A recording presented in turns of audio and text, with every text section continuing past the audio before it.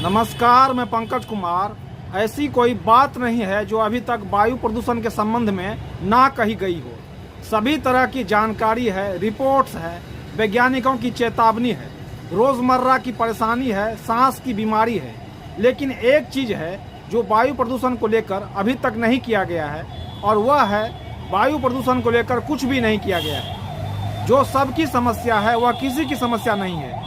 शासन प्रशासन से लेके आम आदमी किसी अदृश्य शक्ति के भरोसे हाथ पर हाथ धरे बैठे हैं, महज एक दूसरे पर दोषारोपण कर रहे हैं। वायु प्रदूषण के लिए कृषि जिम्मेदार है तो उद्योग जिम्मेदार है, तो कभी निर्माण कार्य को इसके लिए दोषी ठहराते हैं। सड़क पर चलने वाला वाहन तो है ही, बस समाधान कुछ नहीं है। प्रतिष्ठित पत्रिका लांसेट के अनुसार भारत में वायु प्रदूषण के कारण 2019 में 17 लाख मौतें हुई, जो कुल मौतों का 18% था। पटना में सूखा कचरा जलाने से वायु प्रदूषण होना आम बात है। ठोस कचरा जलने के कारण फैला यह धुआं पटना के वायु प्रदूषण को और बढ़ा रहा है, लेकिन इसको नियंत्रित करने के कोई ठोस उपाय नहीं है। हर जगह वायु गुणवत्ता सूचकांक बताया जा रहा है, जैसे यदि हम गुणवत्ता सूचकांक जान गए तो फिर वायु प्रदूषण वैसे ही कम हो जाएगा। प्रदूषण नियंत्रण बोर्ड के अनुसार पटना में प्रदूषण का सबसे बड़ा कारण आवासीय और व्यावसायिक क्षेत्र है। इसका कुल योगदान प्रदूषण में 49% है। कृषि का 16%, ठोस कचरा जलने से 12%, परिवहन क्षेत्र से 9%, उद्योग 9% और ऊर्जा क्षेत्र से 6% प्रदूषण होता है। यानी सबको सब कुछ पता है, लेकिन प्रदूषण की समस्या का भुक्तभोगी आम आदमी है और इससे निपटने की जिम्मेदारी भी इन्हीं पर डाल दी जाती है। यानी लोगों को जागरूक कर बढ़े हुए वायु प्रदूषण को नियंत्रित किया जा सकता है। यानी सब कुछ जनता की जिम्मेदारी।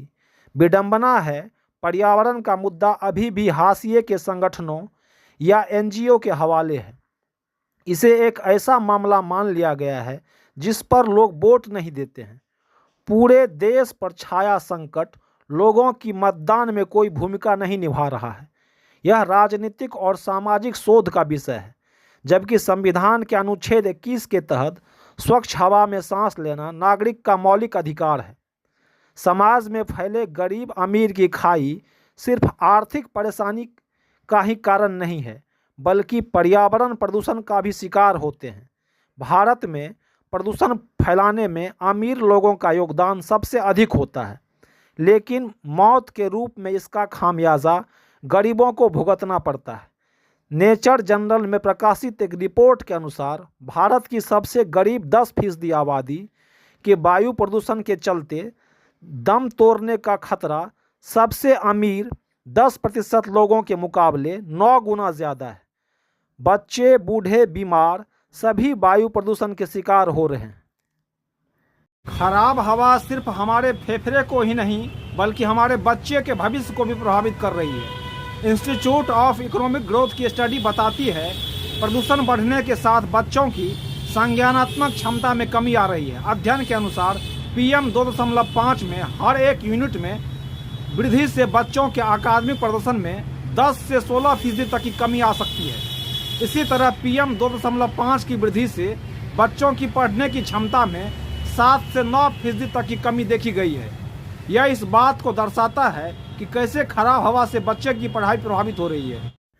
प्रदूषण मानव जीवन को हर तरह से प्रभावित करता है। यह स्वास्थ्य की समस्या के साथ साथ आर्थिक समस्या भी बन गया है।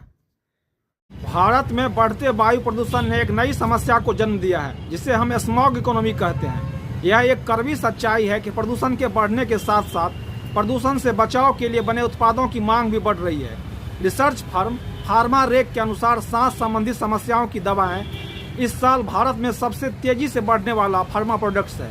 इसकी बिक्री में 19.2% की बढ़ोतरी हुई है। अक्टूबर 2021 में इसकी बिक्री 6100 करोड़ थी, जो अब बढ़कर लगभग 10,000 करोड़ रुपए हो गई है।